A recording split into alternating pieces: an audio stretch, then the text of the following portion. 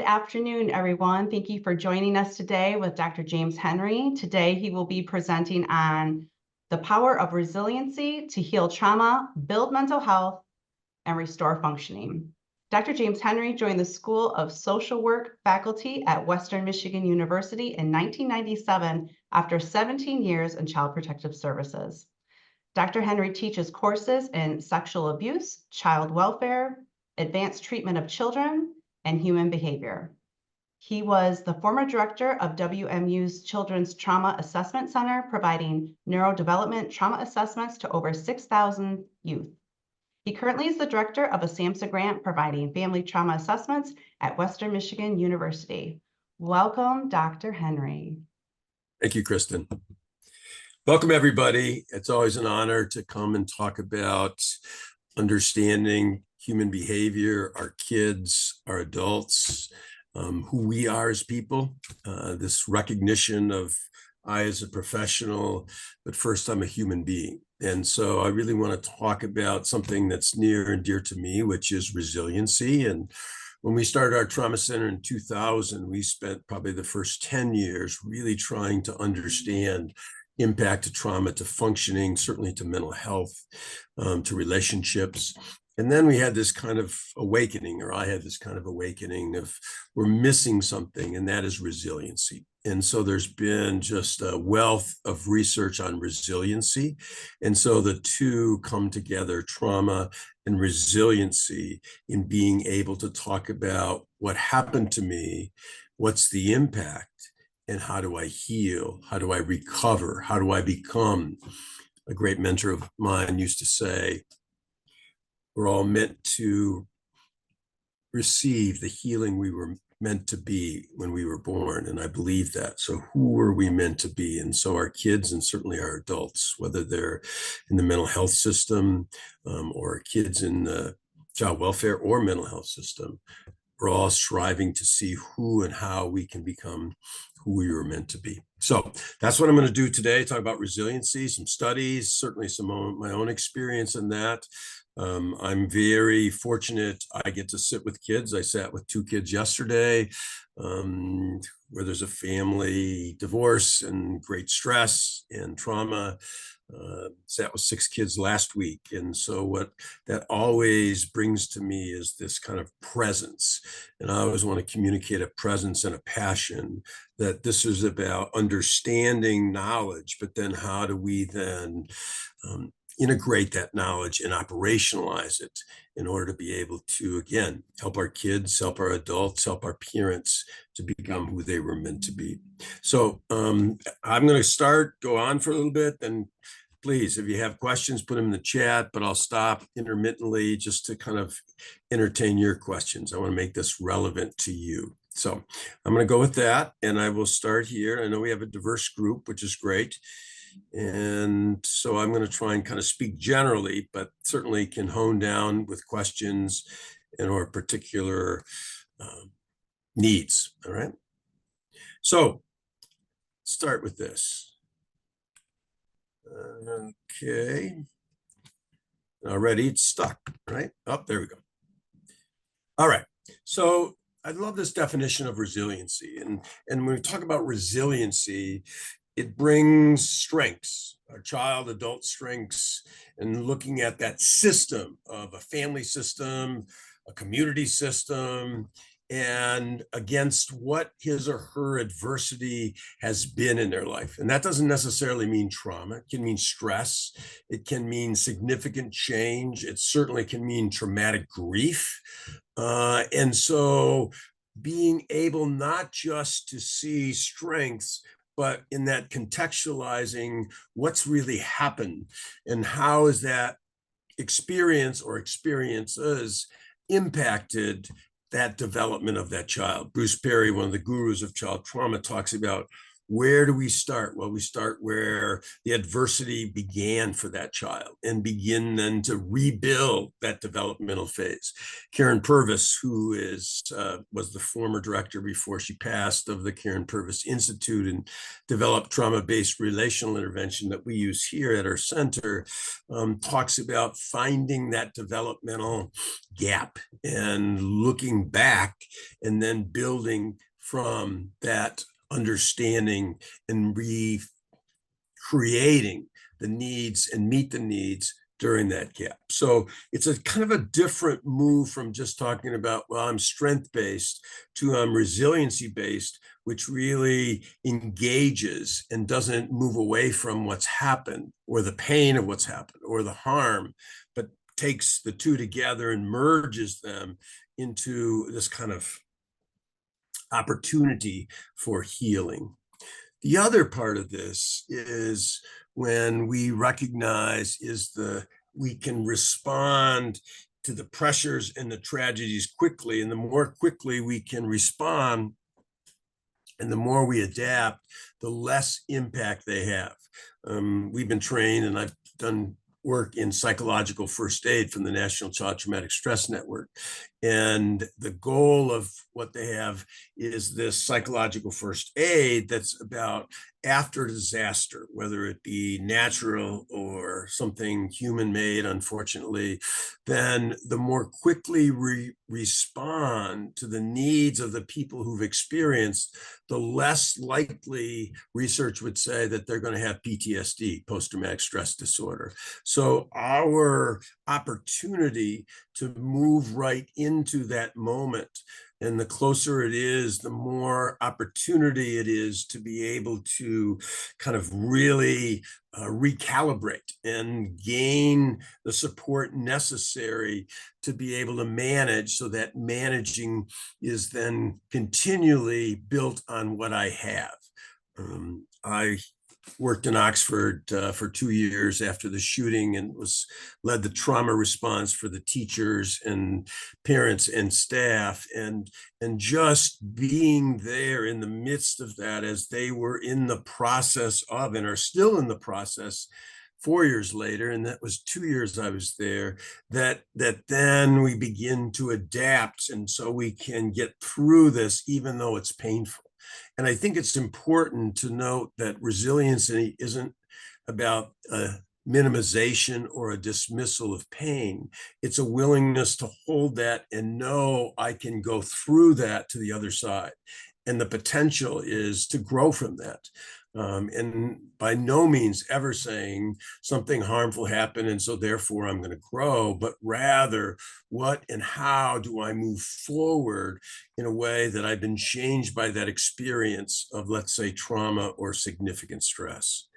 So as we look at this, we're trying to shift this paradigm, because oftentimes when young children and adolescents experience trauma, it's about being in survival mode. I'm in this kind of in my brain, this fight, flight, or freeze, which is in that amygdala in the middle of our brain. And we move into that quickly because the body's been wired for protection. And in that body being wired for protection, then it quickly flips. And then what I use to survive whatever I've experienced in terms of stress or harm, then significantly can impact my functioning in the here and now. So I use what got me through to survive, but now we need to take that and honor that great strength of survival and move it to say, how do we build this resiliency now that can get through this? So it no longer is the trauma or the stress managing me, but I am managing it. And that becomes so important as we talk about that shift. It doesn't erase trauma, but it does shift that center of me being and managing and moving forward rather than being stuck because that's what we know often happens. And that stuck can last a lifetime. And so being stuck is then how do we get unstuck in a way that says, okay, what do we have? What do we need that we know? And what does resiliency research teach us that we can provide to others as well as ourselves? So this is from a book, and it's called Bounce. And I really just like this cartoon in that sense of it's not how fast you run or how high you climb, but how well you bounce. And one of the things we know is we've all had failures in our life. I've had many. And so the question is not, gee, have you not ever failed, or, you should be perfect so you don't fail. As human beings, we're always failing. But the question is, where do we go and how do we, quote, bounce, as this cartoon says, back and learn from that to where we go from here? One of the things that happened when I was in Oxford, and the parents would say, well, when is my child going to be the same as they were? And I said, well, they're never going to be the same ever, but that doesn't mean they won't be amazing, successful, and move forward. But because of what happened for them, and certainly for us, when we've experienced trauma and chronic stress and adversity, we've changed. Our bodies have reacted differently. Our brains are wired. And now it's like, how do we go forward in this and really build on what and who we are? So what does it take to bounce? All right. So the first is I just want to talk about, as a culture, especially in as American culture, we have this idea of strong. When I was in Oxford, there were many signs of Oxford strong. And I really struggled with that because I didn't recognize that, or didn't communicate to me anyways, that there's something more than just getting through something. It's how we get through it. It's how we're changed in the process. And so being resilient means I can be impacted, but I can move through. So a couple ideas of, when I'm vulnerable, I'm hurting. And I can share vulnerability because we have a mutual vulnerability. Part of our being human is to know that we hurt. As a professional, as in sat with thousands of kids, I've had many, many days of tears, and till this day, similarly, as old as I am, feel that as well. And that's a part of connection. So connection brings hurting, but it also brings strength. And so one is, I can name that I'm hurting. One of the moms said to me, I just have to be fake brave for my child. And I said, well, what's fake brave? And she said, well, it's pretending like nothing's bothering me. And I said, your child needs you to communicate your fear, your hurt, but also your bravery. And you're going to take the step. You're going to take the step with her. She's not alone. And she now has a language, and she now feels that you experience some of what she does, which then breaks down her isolation in thinking I'm the only one. So leading through being genuine, embracing fear and moving forward, as I just talked about in that example. When we fear, we constrict. Our shoulders tighten, our chest tightens, our breathing changes. And so how do we, again, reconnect to ourselves and move forward to say, I can move in fear. Fear doesn't control me, even though I know I'm constricting, which then gives me that warning. How do I calm and get back to baseline for me? And then I think this is so important, and I mentioned it again in that little caveat of a story, but seeking connection. And what you're going to see in the next few slides is just how critical connection is in terms of resiliency and what the research tells us. Because the more isolated we are, the more potential risk of harm to our health, both mentally, physically, and our functioning. And so this move to connect through vulnerability, through honest, genuine sharing, through being willing to say, I'm here for you, is this process of building resiliency. And then this idea of empathy versus minimization. Brene Brown, many of you know her as a social worker who's done lots of research on empathy and has some great videos on empathy.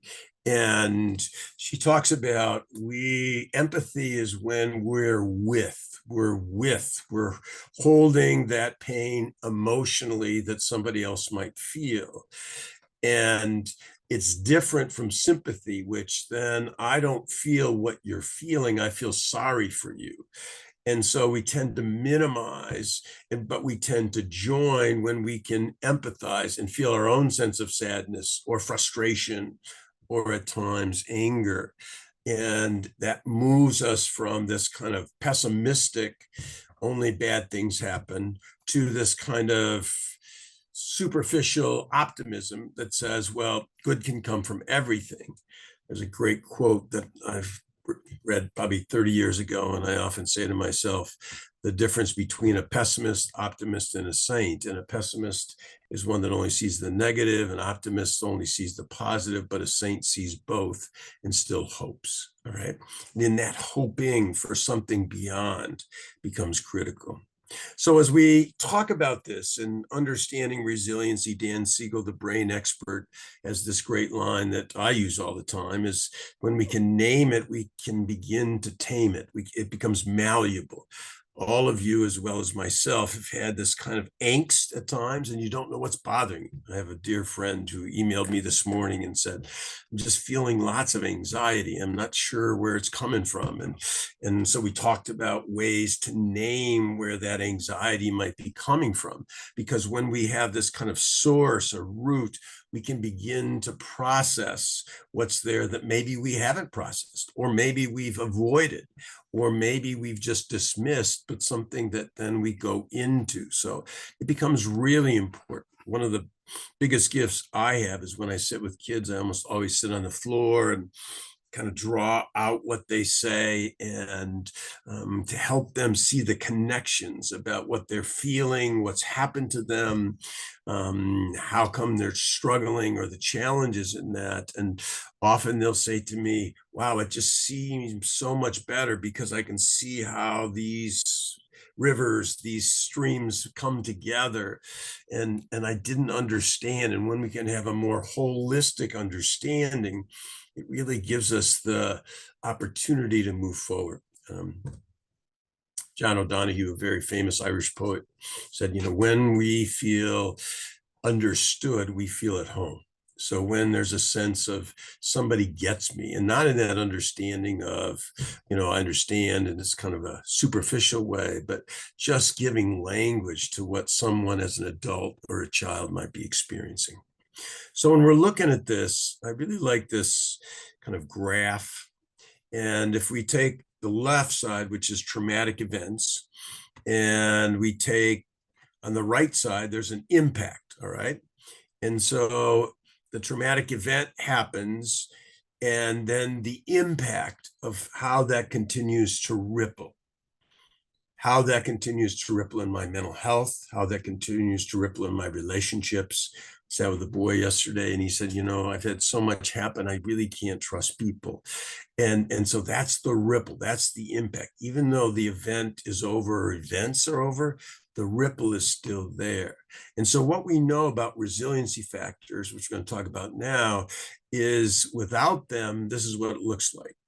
So the impact gets bigger because there's no way to mitigate the traumatic impact. And so isolation and then reactions from others, meaning usually adults to kids or even adults to adults, better, all right? Or if you wanted to, you could, but don't recognize the impact. So resiliency from a different perspective, if we're taking the same diagram and we're looking at, okay, events happen, and now we're looking at impact. What do resiliency factors do?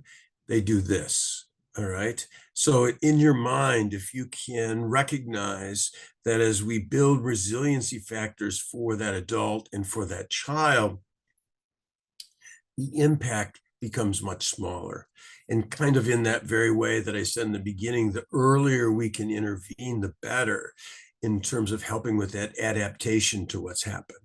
And so building and creating these resiliency factors as a way of being able to mitigate that trauma. One of the things that's really hard is we've become very siloed in our systems. And so if there's a mental health crisis with someone, we say, well, you need therapy, or there's a trauma, you need to go to therapy. And therapy is helpful, and it's an adjunct, but the essence of any healing comes through relationship, which I'm going to talk about now. And so that then empowers all of us to be resiliency factors in a child or an adult's life, that no matter if we have any experience in counseling, doesn't matter. It's how do we create these factors for those that are in need and hurting in a way then that helps mitigate their trauma and or those mental health issues. So when we talk about relationships and the kind of gurus of resiliency research are Ann Maston out of University of Minnesota, a woman named Prince Embry out of the East, and a guy named Charney, and they create this understanding, and Charney does the adult, and Prince Embry and Maston do the children. But what they found, which is so critical, is effective caregiving and parenting, close relationships with others as you develop, whether you're a child, whether adolescent, whether you're an adult. And then even if you haven't received this when you were a child, having close friends and or romantic partners can be instrumental in helping one heal and being able to, one, view themselves positively, build trust in someone else. And so it's not static. It's not, if it didn't happen back then, it can happen. No, the opposite is true. It can happen. And so this ongoing life process becomes critical in being able to open to relationships, no matter what's happened previously. Now, again, remember that opening is small, and then it can build, and it may never be this big, but we often talk about how can we build relational connections so they're good enough. It may not be a 10 out of 10, but it can be a 7 out of 10, which tells me you have the capacity to have trust. You have the capacity to give to others. And so this is this idea of then ongoing process of building connection. So I don't just read this to you because I think it's so profound for me anyways. I sat with this girl, and she's 12 and a half and was in foster care, removed from her biological parents for their chronic substance abuse and neglect, and was in foster care.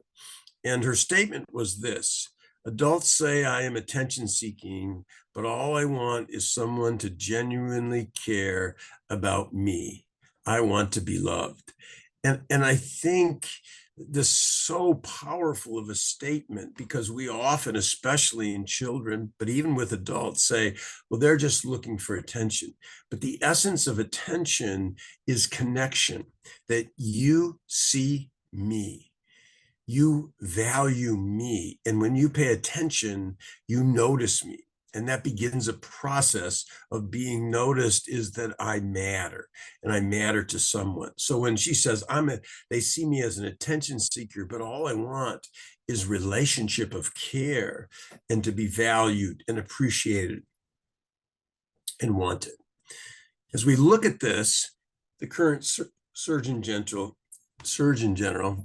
Vivek Murthy, has made a strong effort to say, we need to build connection in our society. And as you see here in the statement, we now have an epidemic of loneliness, isolation, and a lack of connection in our country. He calls that a public health crisis, which has only been exacerbated by the pandemic. And so this call, how do we move out of this? Because when we feel threatened, when we don't have relationships, we pull back, and then we begin to see me against the world. And so this next statement, loneliness, again, from him, Loneliness and isolation increase the risk for individuals to develop mental health challenges in their lives, and lacking connection can increase the risk of premature death to levels comparable to smoking daily. Now that's profound to me, that this sense of what we gain, which is chemicals of dopamine and serotonin, and this sense of internally oxytocin, which is the relational chemical, that increases this kind of pleasure and this kind of joining that I'm not alone in this. And the Harvard study that I'm going to show you now is that lonelier people live shorter lives. So this Harvard study began in 1938. I've been fascinated by this when we talk about resiliency. And it started with 724 participants, and it's still going on. And they followed these 724, and now there's over 1,300 because of offspring. And looking at what really matters to people and what then increases the potential for health, both physical and mental. And here was the basic finding that people who are more connected to family, friends, and community are happier and physically more healthy than people who are less connected. And again, 1,300 since 1938 following these people. 7 other long-term studies from across the world also support this need and what healing connection can bring. And people who are most satisfied in their relationships were the healthiest. It also talked about a birth cohort in New Zealand that social connection in adolescence predicted well-being as an adult greater than academic achievement. So how they were able to form and have positive relationships in adolescence was the primary factor in determining their well-being as an adult. So when we're talking about an absence of connection, or what happens in trauma is there's often a distortion when a child or an adult experiences something traumatic, that it's something about me and there's something wrong with me. And so then they pull back, they isolate, they don't see themselves as valuable or worthwhile or being lovable. And so this kind of gap then for us as professionals, it really challenges us to move beyond just what I know to who I am in making that connection with others. There's one more thing about this in the value of connection. And there's a study that's done in University of Washington, and they looked at mothers primarily of children who had disabilities. And what they found was chronic stress in these mothers increased the length of their telomeres, which in the chromosome is the end of the chromosomes, is the telomeres. It frayed it, bringing aging much more quickly.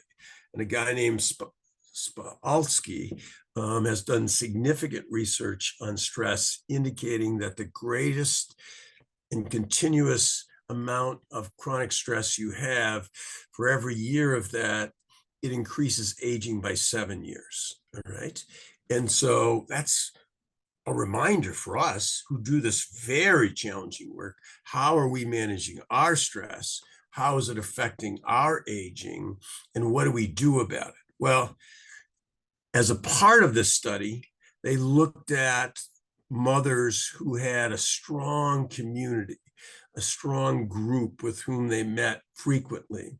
And what they found was the more support these mothers had, the less damage and harm to the telomeres, and the greater what's called telomerase, which were the kind of coverings over the ends of the chromosomes, which reduced aging.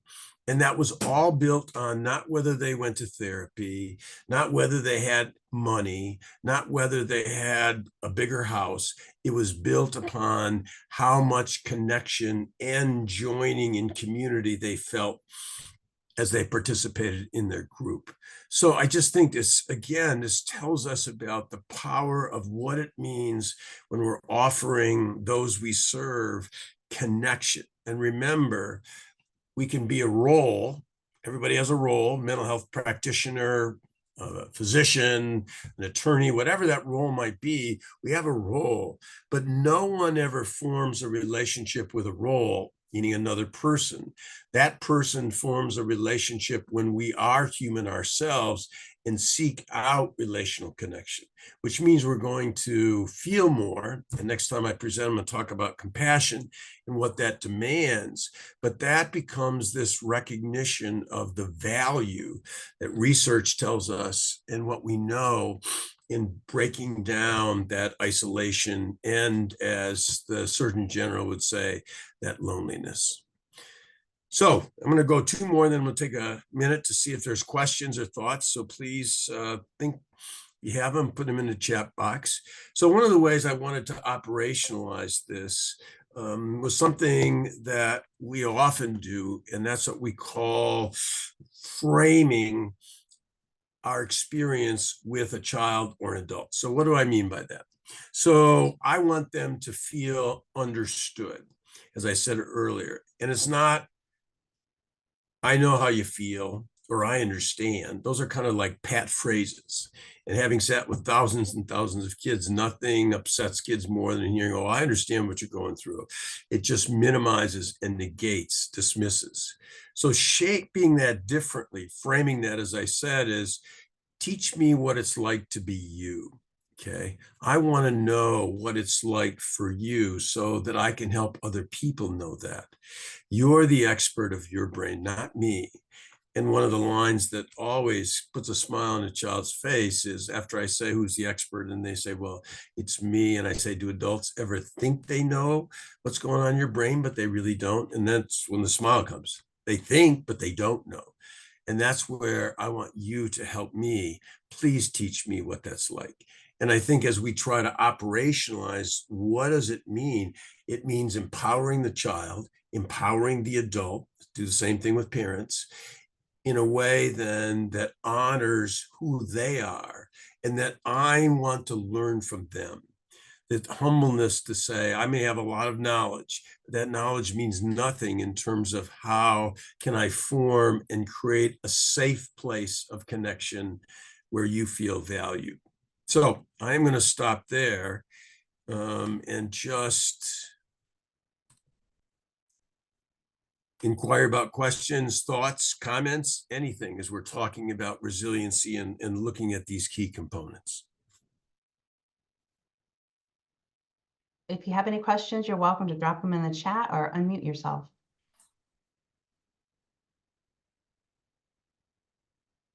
All right, quiet crowd. All right, I'll go back then. So let me go back to share.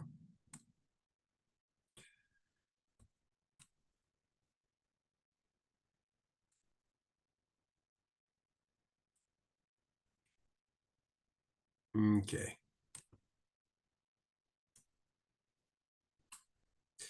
So talking about operationalizing, I like this. I have an amazing secretary who can do fascinating things with PowerPoint. And I often talk about how do we build a bridge over to the other person.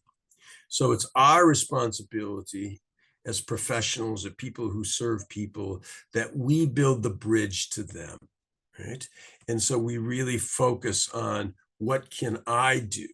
And one of those is to give language to what they may be experiencing, saying, hey, I've talked to so many adults who are saying this, how does that fit you? Or saying, I've talked to so many kids, how does that fit you? So normalizing their own internal experience that they might not have a language for. So we want to build this bridge so that we're walking over to them and that we're going to come back on that bridge and we're going to be together so that we're creating that safety net, all right? And our effort, not to tell them what to do or how much we know or what we think they should do, but rather, I value you. One of my favorite statements is about Martin Luther King, who folks would say, if you sat with him, you felt listened to, heard, and seen. And I think that that's what we all want. And sometimes, unfortunately, and again, being a professor, always trying to challenge this, that, well, the more we know, the more capable and effective we'll be. And I will say, no, it's how and what we can do to create that environment where people can look at themselves, know they're not alone, and recognize their own value. So in building this bridge, what do we need? Well, one, we need to walk alongside another, all right, without judging. And that's an easy thing to do. We all judge. And the question is not whether we judge, how do we suspend that judgment? We have this map of the world that says, oh, I know what this person is like. And then we make those judgments, rather the suspending, and it goes back to help me to know what it's like to be you. Please, I want to get to know you. And I realize that you may not be able to trust me, and that's okay. But that doesn't mean that we can't learn about one another. And maybe in that learning that you might feel safety, that somebody really cares enough to be able to want to listen and value. So we oftentimes talk about that as you see in the second one, transforming interaction into a sacred space of connection. And that is, I walk out thinking, oh, wow, somebody gets me. All right. Or for myself, it's reciprocal. That was a gift to sit with that person in their vulnerability and hold that vulnerability in their story and how and who they are in that story.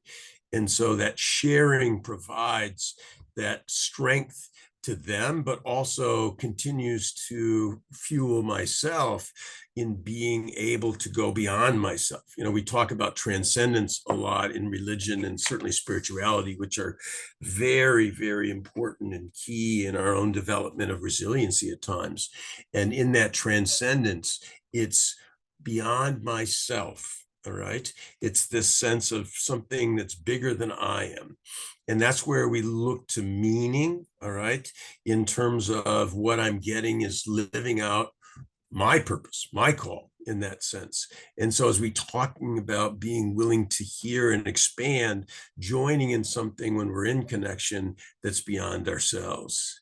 And the other one is this encouragement to invoke some sense of courage that they may have not felt supported in the past. But how can we communicate small acts? And sometimes those are small acts of kindness. Those of you who know the Dalai Lama, when asked about what is religion, he says his religion is kindness. And in that kindness is connection, in that ability to feel valued and appreciated. So I'm going to go to this one. So we oftentimes talk about a relationship dance, all right? And there's parts, and those of you in this field know that as a human nature, we all have a need to connect. I want to be close. And yet simultaneously, I'm very fearful of being rejected. So I'll reject you before you reject me. And this happens frequently when there's an internalization due to trauma or early attachment issues or mental health experiences of harm that then say, I need to protect, and I move forward. That's the approach. There's the dance. I want to be close, but I'm so fearful that I am going to push back when you try to get close because I'm convinced that somehow you're going to reject me. So I just really want to appreciate that this dance, especially when people have been under chronic stress or trauma or adversity, happens. And we sometimes take that personally. And we sometimes, unfortunately, kind of name that from a DSM psychopathology of borderline personality. But the reality of it is, it's this need, and it's still there to connect, just that the fear overwhelms. And so because of that, then there's testing. And so the question is, can we be there in the testing and honor they have to do that without rejecting them because Can't they believe I've told them I've cared? I've showed them I've cared. This happens often in adoptive families. We've seen many, many adoptive families, and the adoptive families in very good intentions have really laid out to support these children, their children. And in return, when a child can't accept that or is fearful or has to continue to test that, then there's a disengagement by that adoptive parent, believing that, wow, look what all I've done for you, and you can't believe it. Well, I can't believe it because of what and how my brain is wired from my past experience. So how do we move, again, as I said earlier, one small step at a time and moving towards something? We're always looking at a direction. We may never arrive where we want to go, especially if somebody has had significant mental health and trauma issues, but they certainly can heal some and move some. So as we said earlier, that this can be good enough. And so relationships are the foundation for that. And this ongoing dance, because of, again, just not capable of trust, but with the possibility to build that trust. So this is from Bruce Perry. I just had to say this, and then I'm going to move on to mastery. He says, we learned in therapy that some of the most important experiences do not take place in therapy, but in occurring healthy relationships. That's why teachers are so critical. That's why you as an aunt, you as an uncle, you as a social worker or a teacher, whatever that might be, we all have that, as I said earlier, that capacity to help create that resiliency, that being with, to provide a presence, to break down that isolation, that I'm the only one, and this has only happened to me. We talk about moving from it's just my pain to the pain, and how do we enter into that and hold each other in that. So I'm going to go to this. Well, I just want to say this one right here. So this 5-to-1 ratio, for those who haven't heard, this is again from the research by Bruce Perry and some others. But basically, when our brain has experienced 5 negative statements or events or experiences, it takes, for every one, it takes 5 positives. Okay, I got to back to it. So for every 1 negative, it takes 5 positives to rebalance the brain to a more positive experience. So imagine if you have had continuous verbal or physical or rejection, that's then continuing to ripple, and how many more positives it takes of being understood, not being alone, normalizing my responses, and knowing that somebody's with me in this. So I'm going to move to mastery, which is the second one. And mastery, as we look at, comes in a couple different forms. Efficacy is the ability to influence my environment, so my belief that I can impact my environment. And this mastery is I can be good at something. And we know from research that often those who have higher intelligence tend to have more mastery because they do well in school, and it gives them a value that I can do something. It's also very helpful in problem solving. But what we know, and there's so many stories, and maybe you are one of those stories, that because of you could do something well, maybe that was school, maybe that was dance, maybe that was sports, maybe that was music, that there's a sense of I can achieve and I can impact this world. And so those are strong resiliency factors, because then the world isn't happening to me, but I'm being proactive in impacting those around me and my world, and moving through failure. Because if we don't have mastery and efficacy, when failure happens, it only further demoralizes and moves us into that depression that says, why should I try? I was sitting with a boy last week, and he said to me, and he's been through a lot, but he said to me, I just show people I don't care. And I put on a face. I just don't care.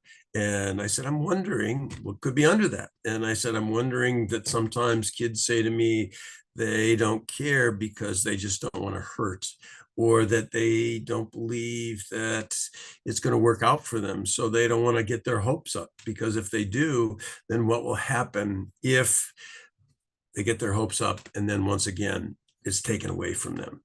And he looked at me and he said, well, yes, this is the way I protect myself, because I've had so many losses and have so many disappointments and feel like, what does it really matter?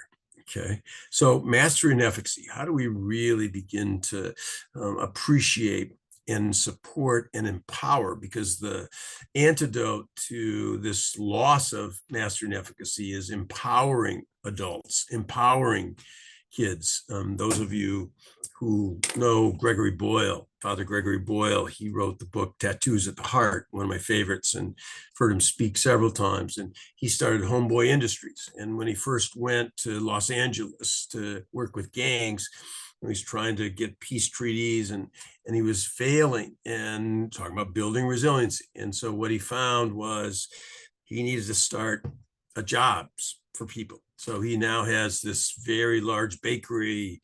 He's got multiple different enterprises in LA that the gang members work together. And often opposing gang members come in and learn to work together, even though they've been from opposing gangs.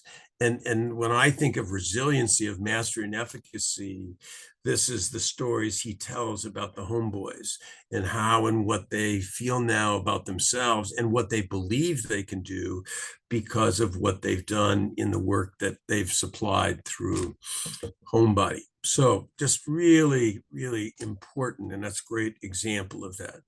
So when we, couple of quick examples, and this is with kids, but I think it's a really had significant effect on me. So I was sitting with this adoptive mom, and she had a boy that was 8 years old, and he had been the caretaker for his little sister in his biological home, and really took care of him. And also parents were significant substance users and often had to take care of them. So he was in the home and he was struggling some, and his sister was with him. And again, part of what happens when we take away a child's, quote, role as a parentified child, they lose efficacy. They want to be able, because it gives them a sense of value that I'm caring for my little sister in this case, or my brother. And so, but parents come in and want to take that away. You need to be a child. Well, my brain's already wired. How do we help them with that to give them some efficacy about that? So anyways, she told me that, he does this weird thing that he loves to chop wood, and he'll go out in the backyard and he has a little axe and he'll chop wood and then he'll stack it and then he'll bring it in, and he doesn't ask for any money. And she said to me, so why would he do that? And I said, well, because it gives him a sense that he has value. You cut wood, you see what you did. You stack it, look what I've done. You bring it in the house, you're using it for the fire. These are the things that resiliency are built of, that I can achieve and I can contribute, all right? Because we know that contribution in mastery and efficacy is critical in saying that I have some meaning and purpose, that I can help others and not just be helped, all right? The other is this one in the bottom with this radio flyer, and I always get choked up, and I talk about this boy, and he was 14, and his foster mom had him, and had really struggled and moved to this farm, and he suddenly found that he loved to pick up rocks and put them in the wagon. And so he would go around their fields and pick up rocks. And ultimately, for his birthday, the foster mom's biological son, who was an adult, bought him a new wagon because he had worn the wheels off of the other one. Okay. And again, as we think of what are we doing to create mastery and efficacy, what are we doing then that generalizes? Because we know it generalizes when we think that we can achieve something. When we don't try. And that's that loss of motivation. That's, as I said earlier, this kind of, I don't care. Why should I care? Because that's going to work out anyway. So mastery and efficacy is so critical in understanding what we do. And this is a kid that doesn't have that, and I was struck when he's in residential, and I can't look forward to nothing because I don't care about anything about it. I stay in a mental state of nothing. It doesn't matter. And I think, again, we got to find something that matters. And how and what is that even for adults? All right. Going back to Gregory Boyle's Homeboy Industries. So we are thinking about this idea from victim to being empowered. There's been lots of controversy years ago when I've entered the field. Should we call people who've been victimized victims or survivors? What do we call them? And there's this really important larger picture, I believe, that it's really about empowering. And I can empower a victim to be a survivor, but more than a survivor, I can empower someone to be resilient. So yes, this happened to you, but this doesn't mean this is who you are. Or yes, you've had this mental health crisis. And yes, you've been in the psychiatric hospital, but this doesn't define who you are. And I think as we talk about empowering, then it's that internal belief. And remember, internal beliefs most often take shape from external messages. And so what messages people receive, they internalize that. And so as we think about our work, that work of empowerment as this way to build motivation and certainly to build that efficacy. So just a couple more, and certainly want to give you a minute at least if you have a question or thought. So just two real quick things. So just recognizing something that somebody may be interested in. I like this jewelry. Maybe you can make jewelry. I like knitting. I like baseball. Whatever it might be, what can we do that there's an interest in? Rather than us trying to impart interest, how do we take that interest that they have and then build on that to show them that they can be successful? And then this one right here, the second one is, how do we not make that bar too high to reduce discouragement and to say, oh, I can't do it anyways, because that's the kind of default. That's to walk back into as well. It doesn't matter. I wasn't going to be able to do it anyways. And this is just another reminder, another failure. And so how do we give small steps, as I said, to build that confidence in ways then that they can feel that, wow, I do have something to contribute and I can be successful in doing what I do. So, and I'm going to go lastly to this, just for the last couple of minutes. The third area, there's relatedness / connection, there's mastery and efficacy, and then there's affect regulation. How in this building of self-control and emotional regulation. And so what we know is whether it's a mental health issue or a trauma, that often the brain flips, and 1 minute everything was fine, and another, based upon a triggering of smell, sight, hearing, touch, whatever it might be, it goes like this. And so in order to build regulation, it demands practice. And so we often think that, okay, we read a manual or we give a kid a homework and regulation, but without practice, it doesn't rewire in the brain. And that's one of the hardest parts, because as adults, we talk all the time, and talking doesn't rewire the brain. It only gives us new information in our prefrontal cortex. To rewire the whole brain demands action. So it goes from the prefrontal cortex to the limbic system into the brainstem. And so that's when we begin to do something different versus just saying, well, just calm down. But what is it if I just can't calm down? When I told you about my friend today about the anxiety, it would have been easy for me to say, well, just relax, but recognizing that's counterproductive, because that person knows I need to relax, but I can't relax. And so how do we build that brain wiring so I can go to those things that I know I can use And sometimes it could be another person to anchor me. Sometimes it could be something in my hands. It could be a lot of different things, certainly music. But what is it that helps me to do this throughout my brain and body rather than just staying in my prefrontal cortex and saying, well, you should know that. And if you don't, then you really don't want to make a change. That's only counterproductive, as I said. It's really about moving through the brain. So I'm going to stop there. And some comments, anything. You got a couple minutes, just a couple, any comments, thoughts, questions? I have a question from closer to the beginning. Okay. When you were talking about right after you said reframing strong into being resilient, you said it's not just about getting through it, but It's about honoring what's happening inside of you, okay, and joining with somebody else, right? So that it's not, okay, I'm walking through. One of the things that some of the people had at Oxford is, well, I just won't let it bother me. Well, it bothers. There's huge impact.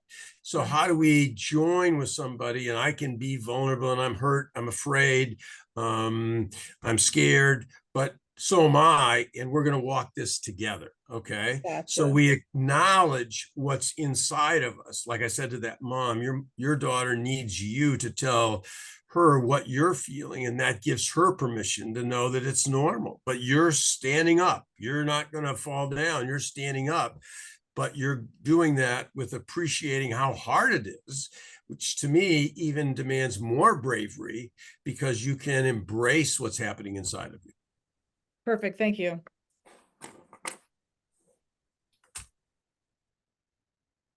Oh, I see a question. Kate, is that you? Yeah. So I think, kind of what you were just speaking about as far as, actually taking the action to rewire the brain.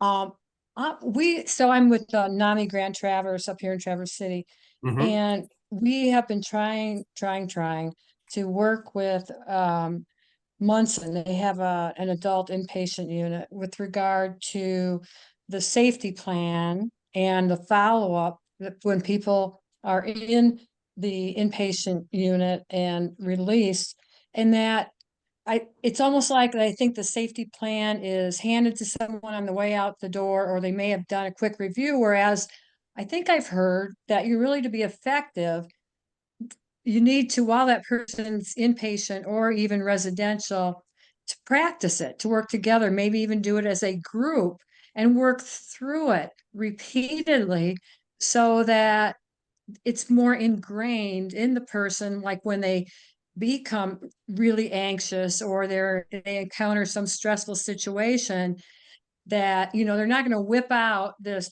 8.5 by 11 safety plan, that they know it, that they practiced it. And we're having really a hard time with things that I think are common sense to to do more of that, and then to do more immediate follow-up. But I just wanted to run that by you and see how, if you work with people, with your patients with safety plans, or in a group with safety, and have group members kind of quiz each other, or what your thoughts are.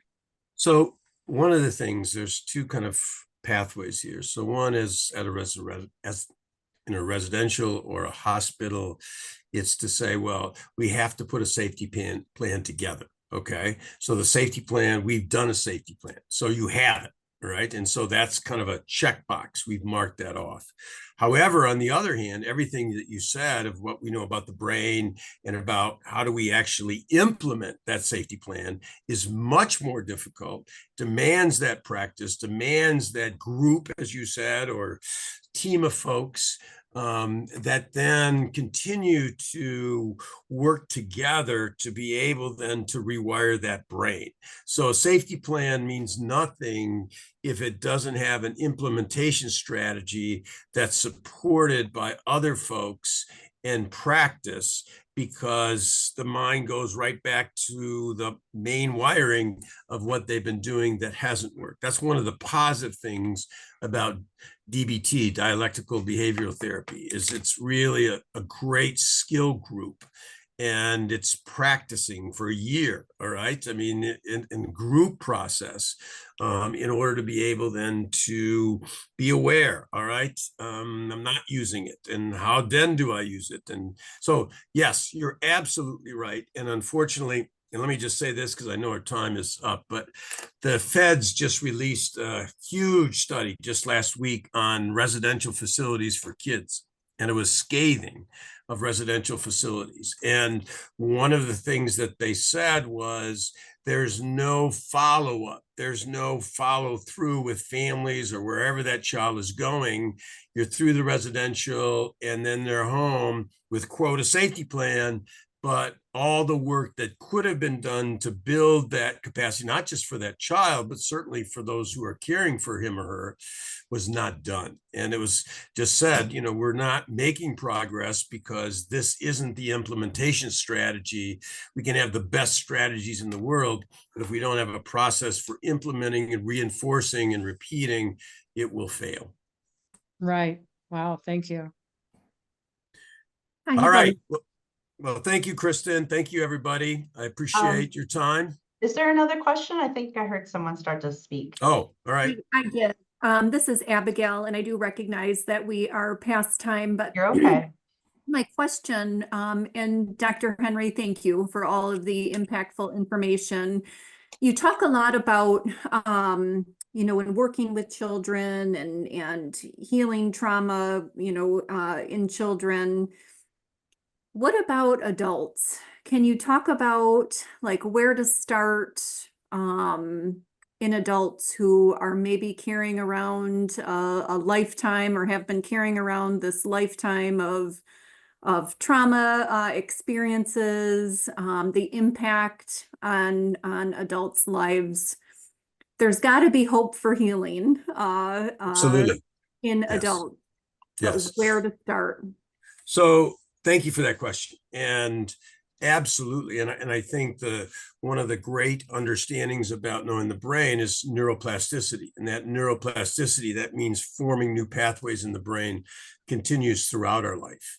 And so in adulthood, the same principles, the same effort of connection, relatedness, mastery, finding efficacy, helping to regulate are just as needed for those folks who have unresolved or have mental illness. And so they're looking for the same things. And so being able to, one, I have a good friend who does podcasts, and he said, you know, trauma-informed practice means being present. And he just works with adults, being present to what's happening within them right now. And so as we talk about, sometimes with adults especially, we get too cognitive and thinking we can say the right thing that is going to, quote, fix them. And the reality of it is they need that developmental process of building relationship and certainly finding places to have some success, i.e., again, the homeboy industries. These are young adults and older adults that are in this, that are learning how to communicate, learning how to have relationship, learning how to have some sense of self-efficacy. So providing those for the adults is equally important as it is for kids. And too often we get sidetracked and thinking, okay, well, this has been there for so long, and now it's not going to change, when in reality, it may not change this much, but it may change this much, which gives them an experience of well-being, that somebody cared, somebody wanted, somebody valued. And those are the very same things. So does trauma need to be healed? Yes.